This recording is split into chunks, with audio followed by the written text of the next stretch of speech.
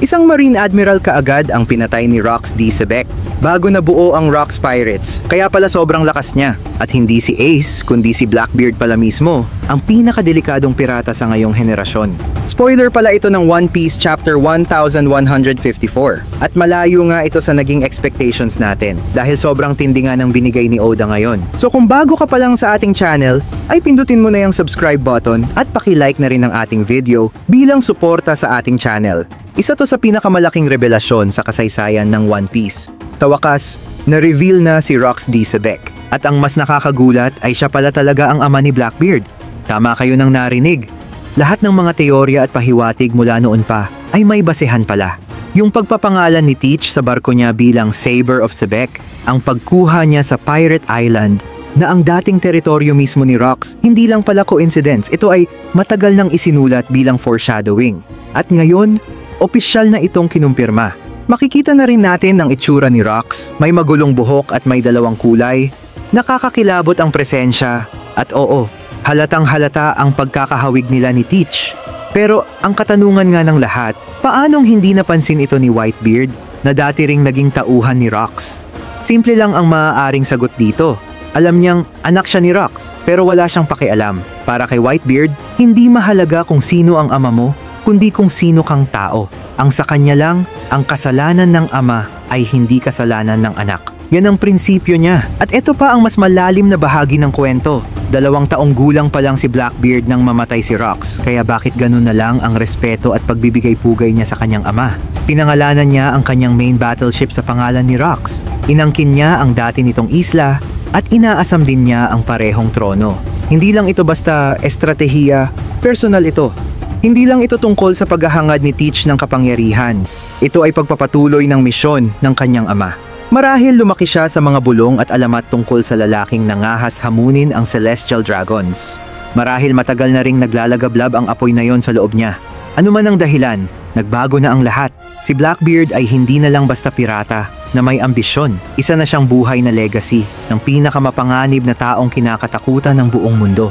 At kung si Rox ay hindi nagtagumpay na paluhurin ng mundo, baka ang anak niya ang makakagawa nito.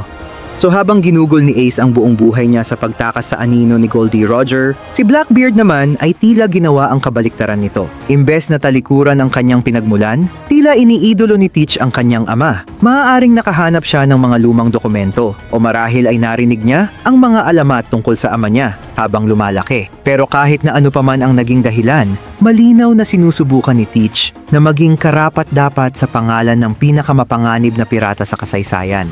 At gaya rin ni Ace, hindi rin niya ginamit ang apelido ng kanyang ama. Mas pinili ni Ace na gamitin ang Portgas. At mukhang ganito nga din ang ginawa ni Blackbeard.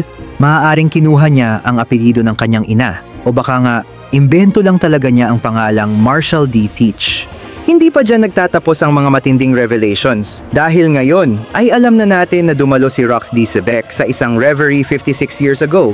Ang parehong pulong kung saan niya nakilala si King Harold. Ibig sabihin, hindi lang siya isang mapanganib na pirata, isa din pala siyang makapangyarihang personalidad sa pandaigdigang entablado. Isang taong sapat ang impluwensya para makapasok sa pagpupulong ng mga hari. At ito pa, hindi lang siya pirata ng Hachinosu, kundi maaaring hari nitong isla na ngayoy kinikilalang isla ng mga pirata.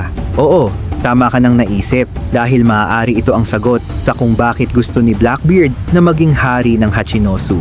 Sinagot na nga nito ang katanungan nating bakit mahalaga kay Teach ang maging hari ng isang isla ng mga kriminal. At ngayon, malinaw na ang sagot. Hindi lang ito tungkol sa ambisyon, ito ay tungkol sa pamana. Hindi lang kapangyarihan ang hinahabol ni Blackbeard, hinahabol niya ang mismong trono ng kanyang ama. At dahil doon, mas naging delikado pa nga talaga si Blackbeard kaysa sa iniisip nating lahat. Nakilala si Rox sa world stage sa pamamagitan ng isang paraan na hindi aasahan ng kahit sino. At ito ang pagpatay sa isang Marine Admiral. Tama kayo nang narinig, isang Marine Admiral ang pinatay ni Rox D. Sebec. At ang mas nakakawindang ay hindi pa siya isang pirata nang ginawa niya ito. Hindi pa siya kapitan ng isang sobrang mapanganib na pirate crew.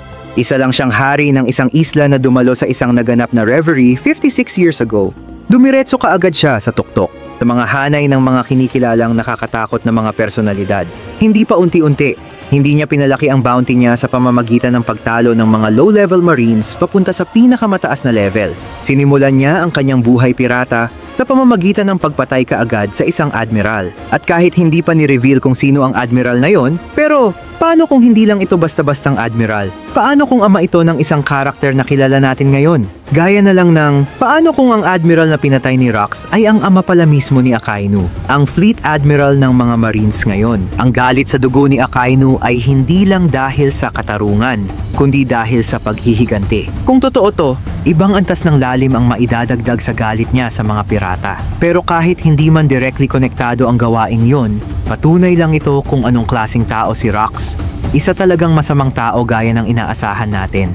Ang mga nakilala nating mga pirata ay nagsimula pa sa baba, habang si Rox naman ay sinimulan niya ang kanyang paghahari sa karagatan sa pamamagitan ng pagpatay ng isang literal na napakalakas na individual. At yan ang pamana na iniidolo ni Blackbeard, yan ang aninong sinusubukan niyang pantayan. Pero ang malaking katanungan nga ay kung ano ang motibo ni Rox sa pagpatay niya sa isang admiral ng mga marines. Unang iisipin natin syempre, pirata siya.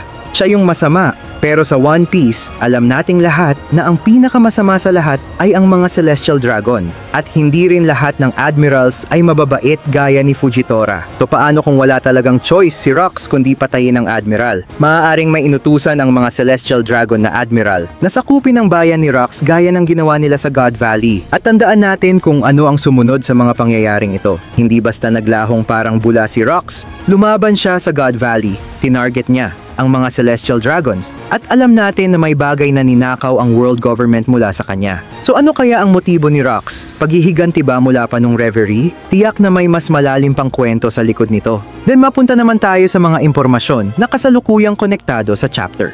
Ang Elbaf ay nasa gitna ng matinding kaguluhan. Naglalagablab ang mga apoy at nasa isang matinding kalamidad. At sinisisi ng mga higante ang lahat sa sumpa ni Loki. Ang matagal ng pinaniniwala ang madilim na kapalaran ng prinsipe ng Elbaf ay tuluyan ng naganap. At umabot sa puntong pati sina Aida at Hairudin ay tinangkang sakta ng mga desperadong higante. Pero bago tuluyang mangyari ang trahedya, dumating si King Harald para mailigtas sila. Hindi mag-isa, kundi may dalang puwersa mula sa ibang nayon na handang iligtas ang kanyang kaharian. Na-reveal din dito ang pagkamatay ng reyna ng Elbaf. Si Estrida ang walang kwentang ina ni Loki at namatay siya dahil sa isang sakit at hindi dahil kay Loki o sa galit ni King Harald. Samantala, gumawa si Aida ng hindi inaasahang hakbang. Bumaba siya sa underworld at nagbukas ng bar. Ito rin kaya yung parehong bar na pinuntahan ni Shanks noong dumating si Kid sa Elbaf? Yung bar kung saan umiinom sina Dory at Brogy? Kung ganon, baka isa itong kamanghamanghang full circle moment. Maaaring ngayon pa lang nagsisimula ang kwento ni Aida. Pero ang totoong masakit, lalong dumilim pa ang kwento ng buhay ni Loki. Nalaman natin na sa likod ng corona, siya'y nagdurusa. Inabuso ng sarili niyang tiyahin. 48 years ago, sa gitna ng galit, pinakawalan niya ang dambuhalang mga halimaw sa mga inosenteng nayon. Pero nang makita niyang nagmamadaling tumulong ang ibang mga bata kay Hairudin, doon niya napagtanto. Nag-iisa nga lang talaga siya dito sa mundo. At nang akala mong wala nang mas lalala pa, lumitaw mula sa underworld ang Rox Pirates. Lumapit sila sa kawawang batang si Loki at tinanong siya kung ito ba ang Elbaf at kung narito ba si King Harald. So sinubukan nga talagang dumalo ni King Harald sa Reverie.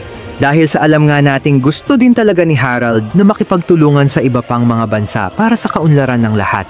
Pero masakit talaga ang katotohanang walang pakialam ang Celestial Dragons sa kanya. Tinrato siyang parang wala lang at tanging si Rox nga lang ang nakapansin sa hari ng Elbaf. Ni-reveal ngang nasa Reverie din si Rox kasama ni Harald na nagpapahiwatig maaari nga talagang isang hari si Rox noon at posibleng hari ng Hachinosu bago ang mga malagim na pangyayaring pagpatay niya sa isang admiral. Pero ang katanungan nga natin ngayon ay kung bakit nagtungo si Rox sa Elbaf at hinahanap niya si Harald. Ito ba'y dahil sa alamat tungkol sa isang mythical devil fruit na nakatago raw sa Elbaf? O dahil sa nung nakita niyang binaliwala si Harald ng world government, ay nais ni Rox na imbitahan ito sa kanyang pirate crew para maghiganti? Ano man ang dahilan, malinaw na may plano talaga si Rox para sa Elbaf at nasa sentro nito si Harald. So nang makabalik si Harald sa Elbaf matapos tanggihan sa Reverie, nabanggit sa kanya ni Harol ang isang misteryosong grupo na tinatawag na Galayla posibleng mga ancient giants at mga normal giants na shipwright na binihag ng world government. So baka ito na ang susi sa misteryo ng Noah's Ark at nang binanggit ng mga Sea Kings sa Fishman Island ang tungkol sa paghahatid ng barko sa kanila. Marami ang nagsabi noon na ang tinutukoy nila ay maaaring nasa Elbaf. Kung totoo ngang binihag ng world government ang grupong ito, pwede nitong ipaliwanag kung paano sila nagkaroon ng access sa mga ancient weapon na posible ang Uranus, ang kaparehong sandatang ginamit ni Imu upang burahin ang Lulusya. Nagbubukas ito sa ideyang pagkakaroon ng isang lihim na silid sa loob ng Mary Jo, kung saan pinipilit ang mga sinaunang higante na lumikha ng sandata, na kumukonekta din sa teoryang hindi papatay si Tom-san, ang master ni Frankie, kung saan pilit silang pinapagawa ng ancient weapon na Pluton. Sobrang nga tayong ginulat ni Oda at binigyan ng gantong sobrang tinding spoilers. So kung may mga opinion man kayo patungkol sa ating video, ay pakishare na yan sa ating comment section. Maraming salamat sa panunood, hanggang sa muli at paalam na muna sa lahat.